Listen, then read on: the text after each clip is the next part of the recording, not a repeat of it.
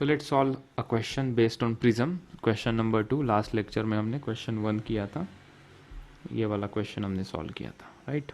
Angle of emergent रे and angle of deviation हमें पूछा था। नाउ क्वेश्चन 2 में दिया है कि angle of incidence is 45 degree, angle of prism is 75 degree, find out करो angle of emergence and angle of deviation. तो क्या हमें रे डायग्राम कंप्लीट करनी पड़ेगी बस। तो यहाँ से रे डायग्राम यहाँ निकालेंगे, या R1 फाइंड आउट करेंगे, यहाँ एक नॉर्मल निकालेंगे, या R2 फाइंड आउट करेंगे, और वहाँ से E आ जाएगा हमें, ठीक है। तो 3 स्टेप में प्रोसेस होगी। तो सबसे पहले हमने इस रे डायग्राम को कंप्लीट किया। ये बाउंड्री पे रिफ्रैक्शन हो रहा है, तो स्नेल्स लॉ लगा दिया हमने।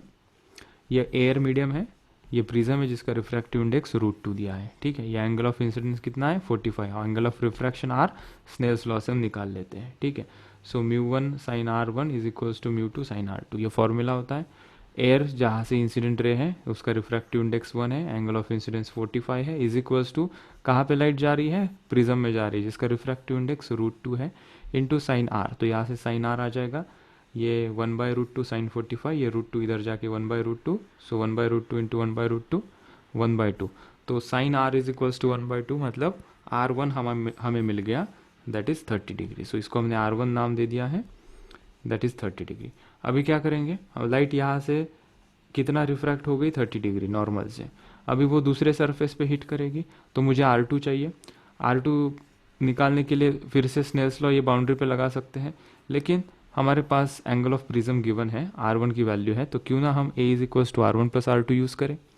सो A की वैल्यू हमने 75 पुट की, R की वैल्यू 30 डिग्री हमने पुट की, ये वाला R, तो R2 हमें मिल गया ये वाला जो चाहिए था, दैट इज़ 45 डिग्री। तो हमने देखा कि ये 45 डिग्री एंगल तो बना रहा है, दैट इज़ गुड थिंग, लेकिन ये जब यहाँ से बाहर जाएगा, इसको टच करते हुए जाएगा, या टोटल इंटरनल रिफ्लेक्शन होगा, वो डिसाइड करने के लिए हमने इस प्रिज्म का क्रिटिकल एंगल फाइंड आउट किया। फॉर्मूला हमारे पास है sine theta C is equals to 1/μ। So mu इसका दिया है √2। 1 क्यों लिया है, क्योंकि बाहर का जो रेयर मीडियम है दैट इज एयर, उसका रिफ्रैक्टिव इंडेक्स कितना होता है 1। एक्चुअल फॉर्मूला क्या होता है, mu of rare upon mu of denser. So वो 1/√2 आया। सो क्रिटिकल एंगल यहाँ से मिला हमें 45 डिग्री, और यहाँ से जो एंगल ऑफ इंसिडेंस है फॉर द सेकेंड बाउंड्री वो भी कितना है 45 डिग्री है। So when this R2 for any angle of incidence which is equals to critical angle, the light ray will exit or will emerge out parallel or through the surface, और उसको कहते हैं हम ग्रेजिंग एमर्जेंस। इसको हम कहेंगे वो grazing emergence से बाहर निकलेगी, ना टोटल इंटरनल रिफ्लेक्शन हुआ ना ये बाहर रिफ्रैक्शन हुआ, वो उसको ग्रेज करते हुए निकल जाएगी। क्यों, क्योंकि ये क्रिटिकल एंगल जितना एंगल ऑफ इंसिडेंट हो रहा है for the second surface. So angle of emergent कितना आएगा, ये एंगल एमर्जेंट है, एमर्जेंट रे है, नॉर्मल के साथ कितना एंगल फॉर्म करेगा फिर 90 डिग्री। सो ई पहला आंसर हमें मिल गया 90 डिग्री। दूसरे एंगल की तरफ बढ़ते हैं, दूसरे आंसर की तरफ जो हमें पूछा है angle of deviation. Angle of deviation का फॉर्मूला यूज़ करके वहाँ पे वैल्यूज पुट कर देंगे। I1 45 है, E 90 डिग्री है, तुम चेक कर सकते हो। R1 की वैल्यू 30 है, R2 हमने 45 निकाला है। सो हमें डेल्टा मिल गया एंगल ऑफ डेविएशन 60 डिग्री। इसका मतलब है कि लाइट ऐसी जाएगी और ये रिटर्न ऐसे चली जाएगी, और ये यहाँ से ये वाला एंगल है वो कितना था, कितना आया रे आंसर, वो 60 degree. So that delta is 60 degree, ये वाला आंसर की मैं बात कर रहा था। Okay, so this is the answer to question. Okay, next question देखो। इस क्वेश्चन में दिया है angle of prism 120, angle of prism 120 नहीं हो सकता अभी यहाँ पे। ओके, ये एंगल 120 दिया है, ये 30 दिया है, ये 30 दिया है, रिफ्रैक्टिव इंडेक्स इस प्रिज्म का √3 दिया है, और एंगल ऑफ इंसिडेंस 60 दिया है, और हमें पूछा है find the angle of emergence and angle of deviation. Find the angle of emergence and angle of deviation. Okay, तो हमने यहाँ पे देखा कि एंगल ऑफ इंसिडेंस 60 है, तो ये R1 पहले निकाल लेते हैं। सो हमने पहले स्नेल्स लॉ लगाया ये सरफेस के ऊपर, mu A into sine A is equals to mu P into sine P, ये 1, 60 degree, refractive index of prism is √3, R1 हमें फाइंड आउट करना था। सो R1 हमें मिल गया यहाँ से 30 डिग्री। ओके, सो जैसे ही R1 हमें 30 डिग्री मिल गया, हम R2 की तरफ बढ़े। R2 निकालने के लिए हमने एंगल ऑफ प्रिज्म का फॉर्मूला यूज़ किया, A is equals to R1 plus R2। तो R2 हमने देखा कि 90 डिग्री आ रहा है, मतलब ये सरफेस से 90 डिग्री के लिए लाइट को ऐसा आना पड़ेगा ना, तो थोड़ा सा डाउटफुल लग रहा है कि ये आंसर सही नहीं जा रहे हैं।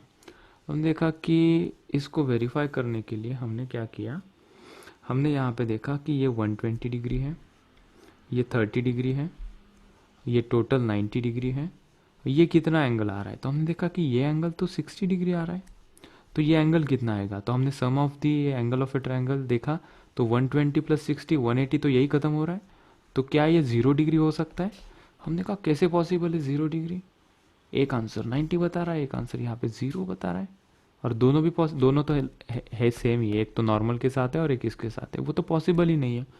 तो हमने कहा कि लाइट यहाँ नहीं जाएगी, लाइट के पास अभी दूसरा ऑप्शन है, लाइट अभी नीचे के सरफेस पे जा सकती है, ये हमने लॉजिक लगाया।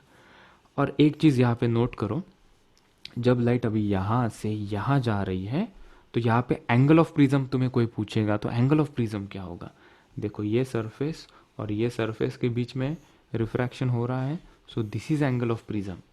अगर क्वेश्चन में पूछा नहीं है लेकिन पूछते हैं तो एंगल ऑफ प्रिज्म क्या है, तो दैट इज 30 डिग्री। ये एंगल ऑफ प्रिज्म नहीं है।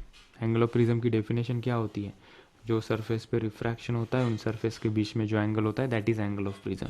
Okay, so this is 30 degree, that was not part of the question, फिर भी सो ये 60 आया और ये 30 आया था, यहाँ तक सही थे, ये गलत हो गया था, मतलब वो वेरीफाई हो गया कि लाइट यहाँ नहीं जाएगी।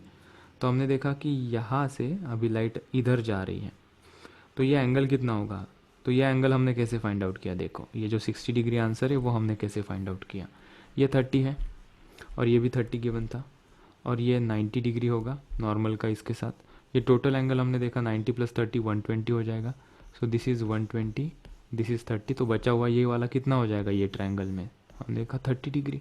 अगर ये 30 है, ये टोटल 90 डिग्री है, तो ये एंगल कितना होगा, हमने कहा 60 डिग्री होगा, इस तरीके से ये 60 आया। अच्छा, अभी नेक्स्ट पेज पे लेके जाते हैं, अभी मज़ा यहाँ पे है। तो ये एंगल 60 डिग्री आया, फाइन। अभी हमें देखना था कि ये लाइट कहाँ जाएगी, क्या ये लाइट रिफ्लेक्ट करेगी, क्या ये लाइट रिफ्रैक्ट करेगी, क्या ये ग्रेजिंग एमरजेंस करेगी, वो हमें कौन हेल्प करता है हमेशा, क्रिटिकल एंगल से वो पता चल जाता है। हमने देखा क्रिटिकल एंगल का formula sine theta C is equals to refractive index of rarer medium upon denser medium. यहाँ पे रेयरर मीडियम एयर है तो 1 आ जाएगा ऊपर, ओके। और ये प्रिज्म डेंसर मीडियम, उसका रिफ्रैक्टिव इंडेक्स कितना है, √3, सो साइन थीटा सी आया 1/√3। हमने कहा कि 1/√3 को कैसे देखें अभी, तो हमने कहा कि ये एंगल ऑफ इंसिडेंस 60 डिग्री है ना, उसके साथ हम कंपेयर करते हैं, कुछ ना कुछ जुगाड़ लगा लेंगे हम यहाँ पे। तो साइन 60 का आंसर आता है √3/2। तो हमने देखा कि अगर √3/2 और 1/3 को कंपेयर करें तो हमें ये थीटा सी इससे बड़ा है या छोटा है इतना तो अंदाज आ सकता है, राइट। वो उसके बराबर तो नहीं होगा, थीटा सी 60 के बराबर नहीं हो सकता क्योंकि वैल्यूज़ अलग है यहाँ पे दोनों। तो ये जो ग्रेजिंग वाला है उसका तो कोई चांस नहीं है। अभी दो ऑप्शन बचते कि क्या ये रिफ्रैक्ट होगी लाइट या क्या ये रिफ्लेक्ट होगी। अगर ये लाइट को रिफ्रैक्ट करना है तो ये जो थीटा सी है, theta C should be less than 60 degree, तब लाइट क्या होगी, रिफ्रैक्ट होगी। अगर लाइट को रिफ्लेक्ट होना है तो ये जो थीटा सी है उससे ये क्या होना चाहिए, ये जो थीटा सी से हमारा 60 डिग्री एंगल कैसा होना चाहिए, बड़ा होना चाहिए, ठीक है। तो हमने देखा कि 1/√3 बड़ा है या √3/2 बड़ा है, तो हमने कैलकुलेट करके देखा कि √3/2 बड़ा आ रहा है। √3/2 की वैल्यू बड़ी है तो साइन फंक्शन इंक्रीजिंग होता है, साइन फंक्शन इज इंक्रीजिंग, मतलब क्या है, इज इंक्रीजिंग। इसका मतलब क्या है, 0 डिग्री की वैल्यू 0 होती है, 30 डिग्री की वैल्यू 1/2 होती है, 60 डिग्री की वैल्यू √3/2 होती है। मतलब एंगल बढ़ाते जाओ तो वैल्यू भी बढ़ रही है, मतलब ये √3/2 है मतलब ये 60 डिग्री है, और 1/√3 इससे छोटा है, मतलब ये थीटा सी 60 डिग्री से क्या होना चाहिए, छोटा होना चाहिए। तो हमने ये कंक्लूड किया कि theta C is small than 60 degree, 60 degree बड़ा हो गया क्रिटिकल एंगल से, तो yes it is going total internal reflection, तो yes this light is moving towards this surface. तो हमने कहा कि ठीक है ये यहाँ पे हिट कर रहा है तो यहाँ पे एक नॉर्मल निकालनी पड़ेगी, हमने ये नॉर्मल निकाली यहाँ पे। तो जैसे ही हमने ये नॉर्मल निकाली हमें ये एंगल फाइंड आउट करना था, ये जो 30 डिग्री आंसर आया है अभी उसकी तलाश करेंगे 30 डिग्री आया कैसे है। तो हमने देखा ये 60 डिग्री है और लाइट रिफ्लेक्ट हो रही है, लाइट रिफ्लेक्ट होती है तो लॉज ऑफ रिफ्लेक्शन फॉलो होते, एंगल ऑफ इंसिडेंस 60 तो एंगल ऑफ रिफ्लेक्शन भी कितना होगा 60। अभी हमें ये एंगल फाइंड आउट करने के लिए हमने देखा कि ये 60 है तो ये जो 30 डिग्री लिखा है वो 30 डिग्री आया कैसे, ये टोटल 90 में से 60 हटा दो, ये क्या हो जाएगा 30 आ जाएगा। ये 30 तो ऑलरेडी क्वेश्चन में गिवन था। तो हमने कहा क्या कि ये टोटल एंगल हम फाइंड आउट कर सकते हैं, sum of the angle of a triangle is 180 degree. So 180 में से 30 हटाओ और ये 30 हटा दो, कितना बचेगा 120। तो हमने कहा कि ये टोटल एंगल 120 आ रहा है। उसमें से हमें पता है ये नॉर्मल के साथ ये सरफेस जो है, जो कि यहाँ पे परपेंडिकुलर है, दिख तो नहीं रहा लेकिन है वो परपेंडिकुलर। सो 120 में से ये 90 को हटा दो, कितना बचेगा 30। तो उस हिसाब से ये 30 आया। तो जैसे ये 30 आया, बाप रे बाप, ये ई निकालना बाकी है। तो ई निकालने के लिए हमने क्या किया, यहाँ पे स्नेल्स लॉ लगा देंगे हम। So using Snell's law at this interface. तो यहाँ से लाइट आ रही है, मतलब ये मीडियम में रिफ्रैक्टिव इंडेक्स कितना है √3 इंटू एंगल ऑफ इंसिडेंस, इसके लिए कितना है 30। सो साइन 30 जा कहाँ रही है, ये बाहर जा रही है, तो रिफ्रैक्टिव इंडेक्स बाहर है, कौन है, एयर है, 1 होगा इंटू साइन ई। तो यहाँ से साइन ई का आंसर आ जाएगा, साइन 30 की वैल्यू 1/2 पुट कर दी, ये √3/2 हो गया, ई की वैल्यू आ गई 60 डिग्री। तो एंगल ऑफ इमरजेंस कितना आ गया 60 डिग्री। अब बात आती है हमें इस एंगल ऑफ डेविएशन की, डेल्टा का आंसर क्या आएगा। तो हमने नेक्स्ट पेज पे किया उसको, पॉइंट नंबर 6 बोल के। सो एंगल ऑफ डेविएशन का फॉर्मूला हमने लिखा I + E is minus R1 + R2। I कितना है 60, E हमने निकाला 60, R1 कितना है 30। अब बात आती है R2 क्या लोगे। R2 क्या लोगे, जो सेकंड सरफेस पे रिफ्रैक्शन हो रहा है वो कितना है, उसका angle of incidence that is 60 degree. So this is R1 and this is R2। So 30 and 60 हमने इसको पुट किया and we got angle of deviation as 30 degree. So हमें दोनों आंसर मिल गए, angle of deviation and angle of emergence. आज के लिए इतना काफ़ी है।